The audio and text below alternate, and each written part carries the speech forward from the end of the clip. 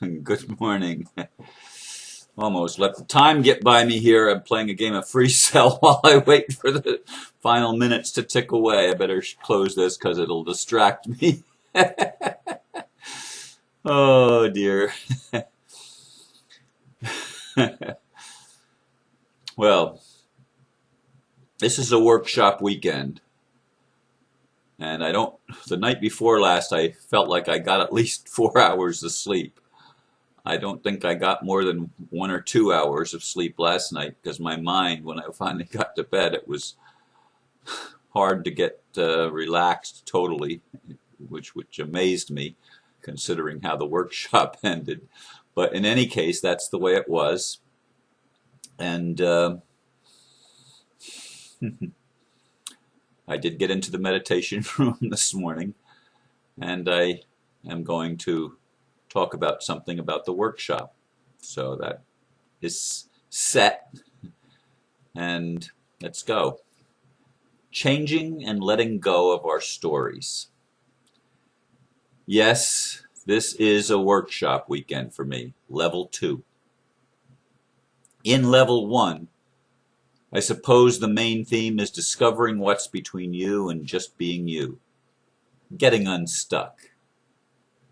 In level 2, the theme is more akin to letting go of our story, recognizing self-sabotage.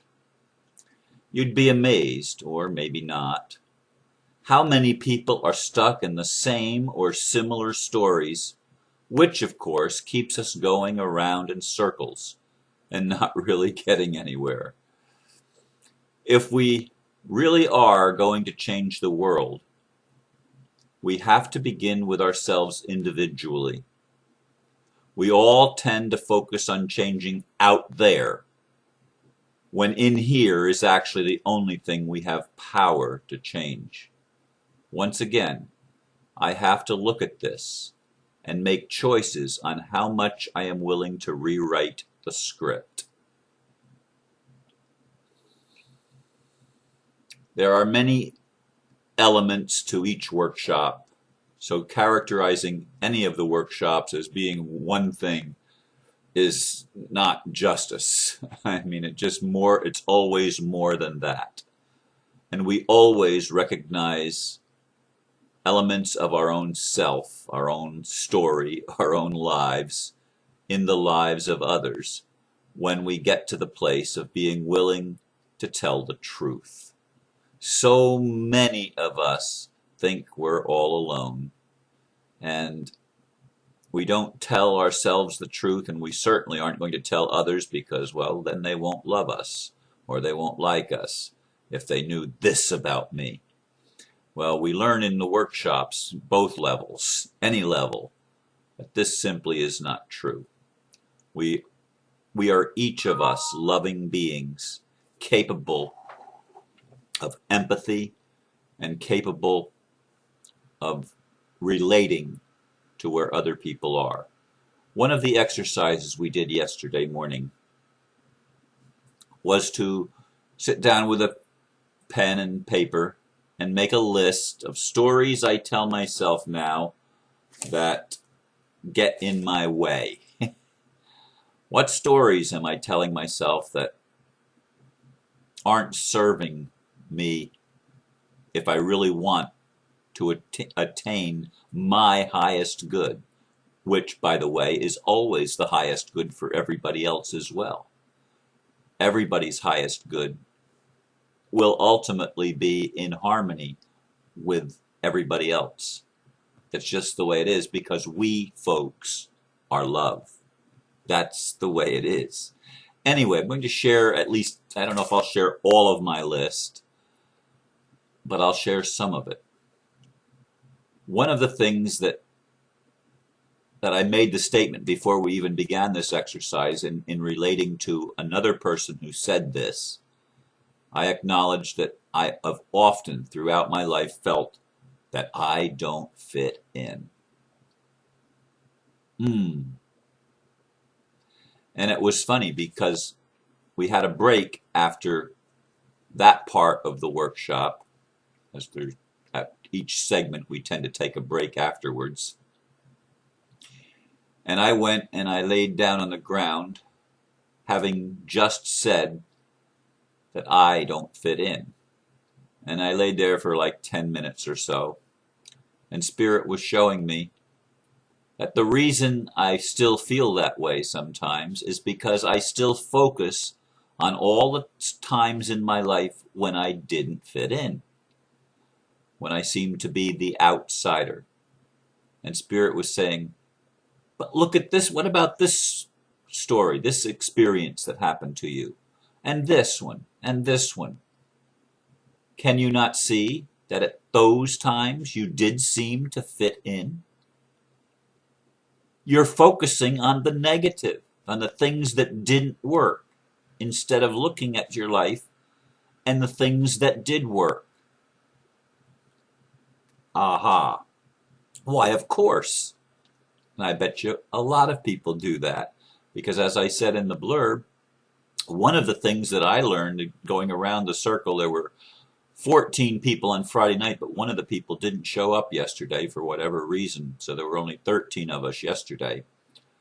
But as we went around the circle and I listened to the other 12 people, almost without exception, every single person had things on their list, stories on their list, beliefs on their list that are on mine, even ones that I didn't write down. There they were, because we're all the same, folks. We're so much more alike than we are different. If we'd only get over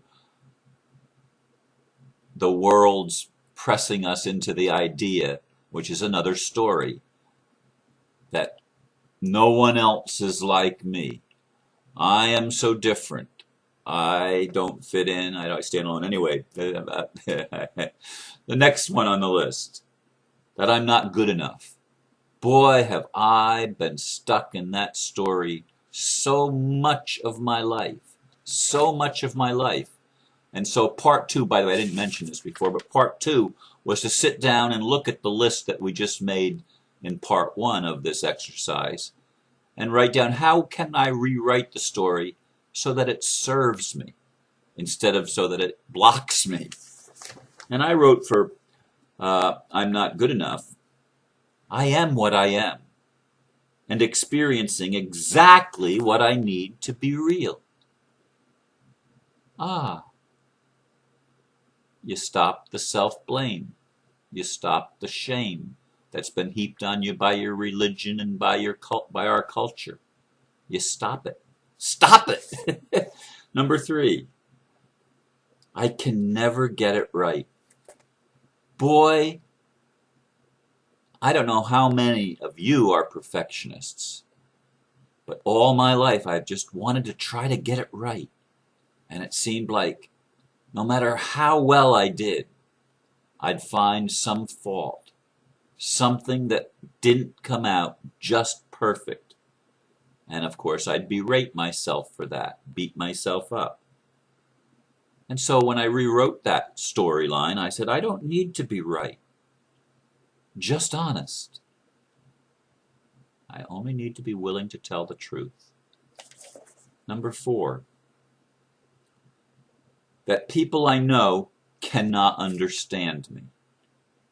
Boy, have I felt misunderstood so many times in my life, even still to this day, not just some other time, but today.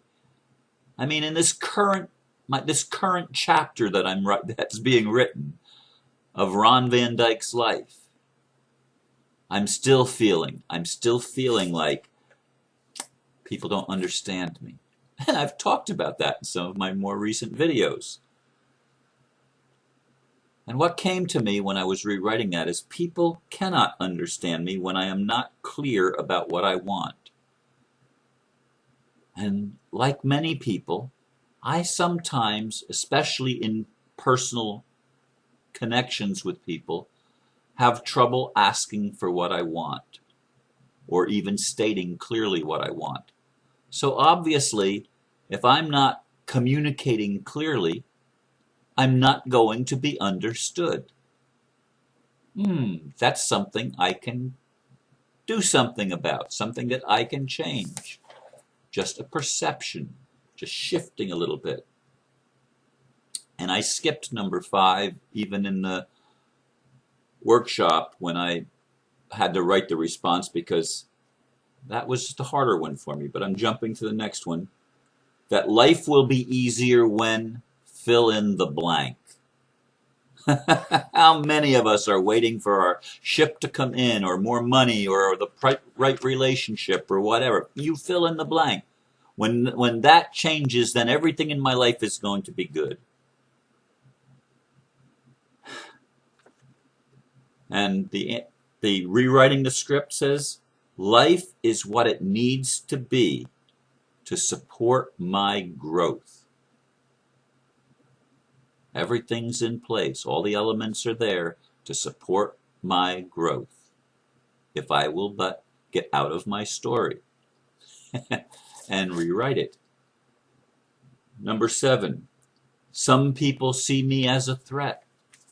I don't know how many times I've been in groups where I felt that the leader saw me as a threat. And how did I rewrite that? I have nothing to do with how people choose to see me.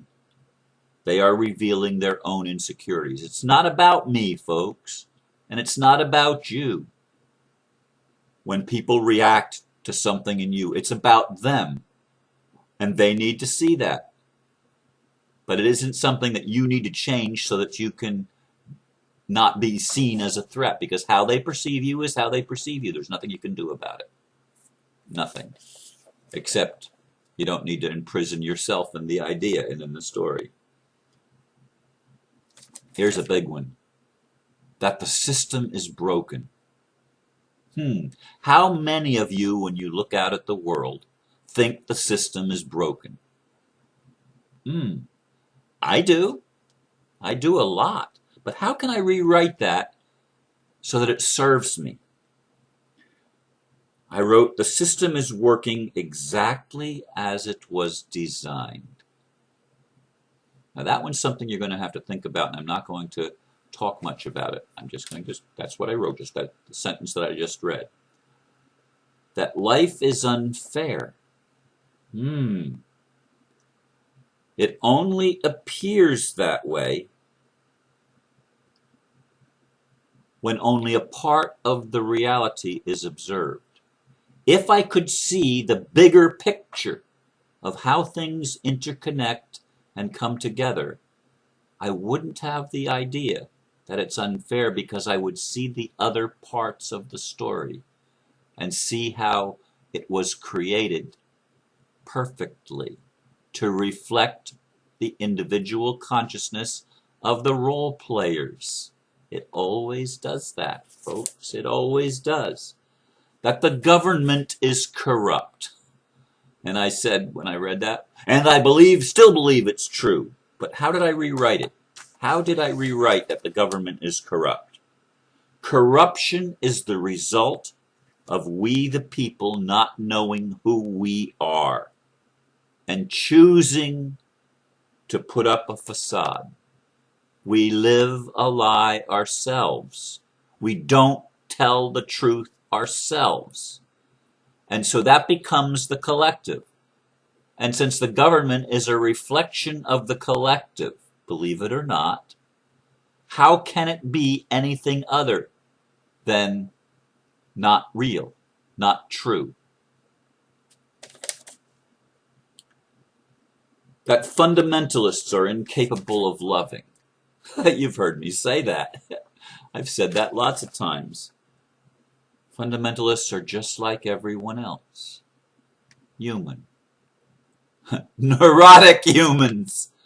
We're stuck in what we think we're supposed to do, and we're following external rules, and we're not being real. We're being hypocrites and phonies. And that was on my list too, which I added after I heard other people talk about the same thing. That sometimes I feel like a phony and a hypocrite when I don't get it right. And when I answered that, I do my very best to be authentic in all aspects of my life. And that's true. I do put forth an honest effort to be authentic and to tell the truth with everyone. And I've been doing that on these videos every day for over a year and a half. And I encourage everyone to be authentic. The ones that I didn't share have to do with relationships, and I'm not going to share them. Not in this video. But that is an area which, as I have said before, is an area where I'm probably the most wounded, the most insecure, the most, I fall short the most in intimate personal relationships, which is probably why I don't have one, right? And there's lots of excuses and lots of reasons why I don't. One of the things is I'm extremely busy. Where would it fit? But anyway, I'm not going to talk about that today. I've shared enough things with you that might give you some ideas on what stories you are telling yourself, and perhaps given you some clues as to what you might do to rewrite the story so that instead of it sabotaging your life, that you might actually start to make better decisions and better choices in the action that you take to fix you, instead of looking for the people around you and the world around you to change so that you can feel comfortable. One of the things we do at the workshop is we get out of our comfort zones. And that's often necessary anytime we're going to really make a step forward in changing our lives for the better. Think on these things, and once again, I really do appreciate you listening, and have a beautiful day. Namaste. Thank you.